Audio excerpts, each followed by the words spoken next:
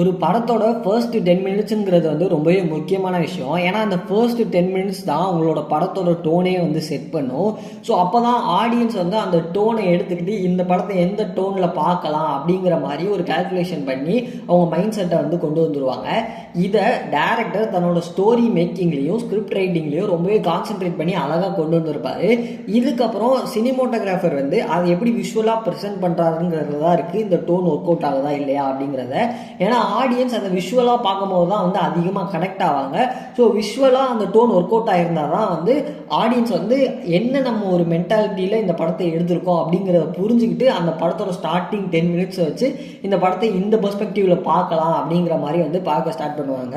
So அப்படி நம்ம இன்னைக்கு பார்க்க போகிற படம் தான் வடசென்னையோட ஃபர்ஸ்ட் 10 மினிட்ஸ். அந்த 10 மினிட்ஸை வந்து என்னால் முடிஞ்ச அளவுக்கு நான் டீகோட் பண்ணி வச்சிருக்கேன். வெறும் சினிமோட்டோகிராஃபி மட்டும் இல்லாமல் lighting, costumes and camera moments இது எல்லாத்தையுமே நான் டீகோட் பண்ணி வச்சிருக்கேன். இந்த வடசென்னை படத்தை பற்றி நிறைய பேர் இந்த direction, script writing, story making இதெல்லாம் பற்றி நிறையா பேசியிருப்பாங்க. பட் சினிமோட்டோகிராஃபி பற்றி ரொம்பவே கம்மியான வீடியோஸ் மட்டும் தான் இருந்துச்சு. அதை தான் நான் பார்த்தேன். ஸோ இந்த படத்தோட சினிமோட்டோகிராஃபர் யார், அவரோட பேர் என்னன்னு எத்தனை பேருக்கு தெரியும்னு சொல்லிட்டு கமெண்ட்டில் சொல்லுங்கள். எத்தனை பேருக்கு தெரியுதுன்னு பார்ப்போம். ஸோ இந்த வடசென்னை படத்தோட ஃபர்ஸ்ட் 10 மினிட்ஸில் வந்து 2 சீக்வன்ஸ் இருக்கும். ஒன்று வந்து அந்த ஸ்டார்டிங் ஒரு 2 மினிட்ஸ் வந்து அந்த ஹோட்டலில் நடக்கிற அந்த ட்ராமா, அதுக்கப்புறம் வந்து ஃபுல்லாக ஜெயிலுக்குள்ளே தான் அந்த சீக்வன்ஸ் இருக்கும். ஸோ ஸ்டார்டிங்கில் வந்து 1987 அப்படின்னு சொல்லிட்டு ஸ்டார்ட் பண்ணுவாங்க. அங்கே வச்சிருக்க ப்ராப்ஸ் எல்லாமே பயங்கரமாக ஆப்டாக இருக்கும். அந்த 1987 இருக்கிற மாதிரியே இருக்கும் எல்லா ப்ராப்ஸுமே. அந்த ஆம்பியன்ஸ், லைட்டிங் இது எல்லாமே ஒரு மிலிட்ரி கைண்ட் ஆஃப் ஹோட்டல். அந்த ஹோட்டலே வந்து ஒரு மிலிட்ரி கைண்ட் ஆஃப் ஹோட்டல் மாதிரி இருக்கும். லைட்டிங் வந்து ஒரு எல்லோ தீமில் பண்ணியிருப்பாங்க. அண்ட் இந்த ஃபர்ஸ்ட் ஷாட் வந்து ஃபுல்லாக ஹேண்டில்டாக வந்து பண்ணியிருப்பாங்க. அது ரொம்பவே ஆப்டாக இருந்துச்சு. ஏன்னா படம் வந்து இங்கே தான் ஸ்டார்ட் ஆக போகுது, இவ்வளோ ஃபாஸ்ட்டாக தான் மூவ் ஆக போகுது அப்படிங்கிறதுக்காண்டி அந்த ஹேண்ட் ஹெல்டு மூவ்மெண்ட் வந்து கொடுத்துருப்பாங்க. அது ரொம்பவே சூப்பராக இருந்துச்சு. அண்ட் இதில் வெற்றிமாறன் சாரோட ஒரு வாய்ஸ் ஓவரும் இருந்திருக்கும். அந்த இடத்த எங்கே மியூட் பண்ணணும், எங்கே வாய்ஸ் ஓவர் வரணும் அப்படிங்கிற நியூன்சஸ் கூட தெரிஞ்சு கரெக்டாக இவன் பேசிக்கிட்டு இருப்பான், இவனோட ஃபேஸ் மறையும் போது கரெக்டாக அந்த வாய்ஸ் ஓவர் வந்து அந்த இடத்துல வந்திருக்கும். அது பார்க்குறதுக்கு ரொம்பவே சூப்பராக வந்திருக்கும். இங்கேருந்து கட் பண்ணி அடுத்து போகிற சீக்வன்ஸ் தான் வந்து ஜெயில் சீக்வன்ஸ்க்கு வந்து போவாங்க. ஸோ இதுக்கப்புறம் ஃபுல்லாக ஜெயில் சீக்வன்ஸ் தான் நடக்கும். இந்த ஜெயில் சீக்வன்ஸில் நிறையா ஹேண்டில்டு மூமெண்ட்ஸ் வந்து பண்ணியிருப்பாங்க. சொல்லப்போனால் படம் ஃபுல்லாக ஹேண்டில்டு மூமெண்ட்ஸ் வந்து நிறையா இருக்கும். ஏன்னா இது ஒரு ஃபாஸ்ட் மூவினால ஹேண்டில்டு மூமெண்ட்ஸ் வந்து பயங்கரமாக பண்ணியிருப்பாங்க. அண்ட் பை த நெக்ஸ்ட் வந்து 2 கேங்கும் வந்து ஒரு இடத்துல வந்து மீட் பண்ணுவாங்க.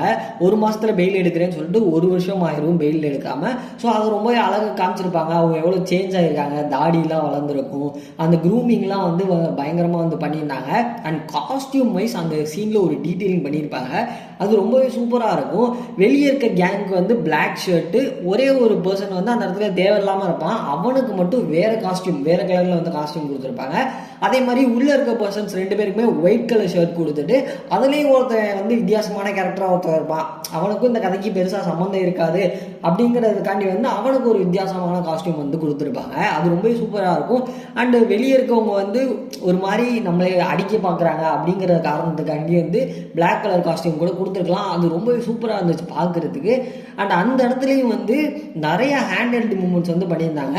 அவங்க ஸ்டேபிளாக நின்று பேசிக்கிட்டு இருக்கும்போது கேமரா ஸ்டேபிளாக இருந்துச்சு. அவங்க எப்போ முன்னாடி கோமா வந்து பேசுகிறாங்களோ 2 சைடுமே பயங்கரமாக ஹேண்ட் ஹெல்டு மூமெண்ட்ஸ் வந்து இருந்துச்சு. அது அந்த சீனை வந்து பில்டு பண்ணுச்சு.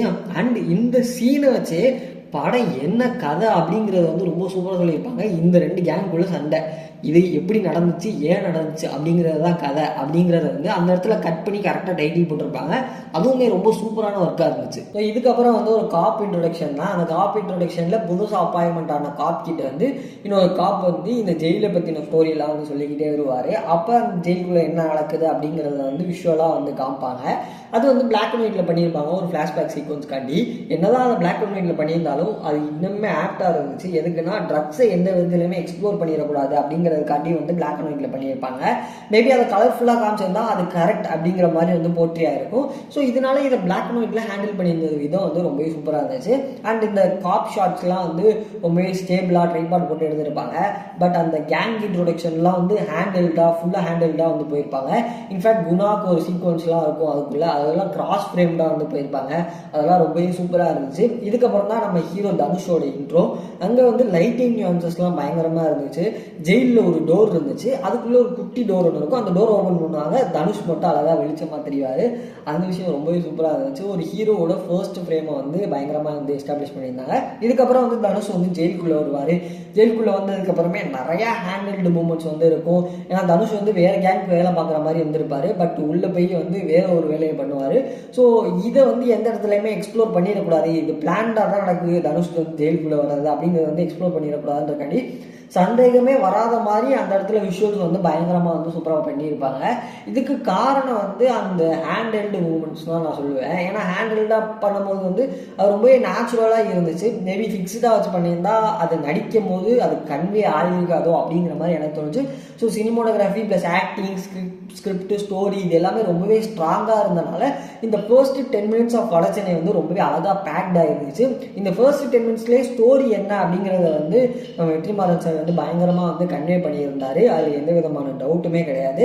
அண்ட் இந்த ஃபர்ஸ்ட் 10 minutesோட எண்டிங்கில் வந்து தனுஷ் வந்து அந்த ஆப்போசிட் கேங்கோட அந்த ஜெயில் செட்டுக்கு வந்து போயிடுவார். அதாவது 2 பிளாக் இருக்கும்ல, அதில் அந்த ஆப்போசிட் பிளாக்குள்ளே வந்து போயிடுவார். போனதுக்கப்புறம் என்ன நடக்க போகுது அப்படிங்கிறது தான் வந்து இந்த 10 minutesக்கு அப்புறம் வந்து தெரியும். ஸோ இதான் வட சென்னை படத்தோட ஃபர்ஸ்ட் 10 minutesல நான் பார்த்த விஷயங்கள். பேசிக்காக சொல்லணும்னா இந்த ஃபர்ஸ்ட் 10 minutes எல்லாமே வந்து ரொம்பவே ஃபாஸ்ட் மூவிங்காக இருக்கும். அதுக்கு ஏற்ற மாதிரியே கேமரா ஆங்கிள்ஸும் வந்து பயங்கரமாக ஒர்க் பண்ணியிருப்பாங்க. அண்ட் லைட்டிங் எல்லாமே வந்து சூப்பராக இருந்திருக்கும். அண்ட் ஜெயிலில் ஒரு லைட்டிங் ஒன்று பண்ணியிருப்பாங்க, அதெல்லாம் செம்மையாக இருந்திருக்கும். அது பகலில் தான், ஆனால் வந்து அந்த ஜெயில் அவ்வளோ இருட்டாக இருக்கும்.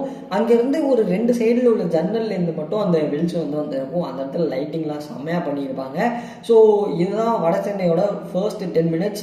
உங்களுக்கு இதில் வேறு ஏதாச்சும் நீங்கள் பார்த்துருந்தீங்க அப்படின்னா அதை வந்து கமெண்ட் செக்ஷனில் சொல்லுங்கள். அண்ட் ஃபர்ஸ்ட் நான் கேட்ட மாதிரி இந்த படத்தோட சினிமோட்டோகிராஃபர் பேர் உங்களுக்கு தெரியும்னா மறக்காமல் கமெண்ட்ஸில் சொல்லுங்கள். பார்ப்போம், அடுத்த வீடியோவில் பார்ப்போம்.